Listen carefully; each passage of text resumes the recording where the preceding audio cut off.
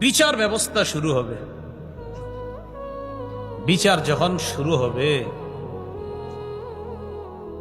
সহিহ বুখারীর 6573 নম্বর হাদিসে আসছে,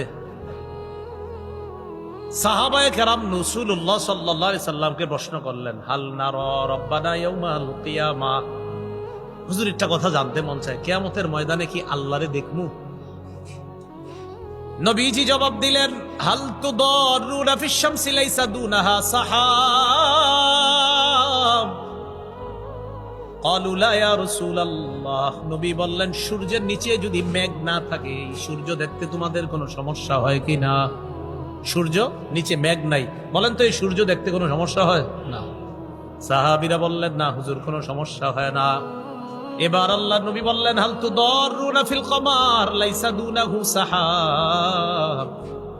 চন্দ্রের নিচে মেঘ নাই, মেঘ ছাড়া চন্দ্র দেখতে তোমাদের কোনো সমস্যা হয় কিনা? আকাশে যদি চাঁদ দেখা যায়, নিচে যদি কোনো মেঘ না থাকে, বলেন চন্দ্র দেখতে কোনো সমস্যা হয়? নবী বলেন, তারাউনা রাব্বাকুম কাযালিকা। সূর্য আর চন্দ্র যেমন স্পষ্ট দেখতে পাও, কিয়ামতের ময়দানে রব কেমন সরাসরি দেখতে পাইবা।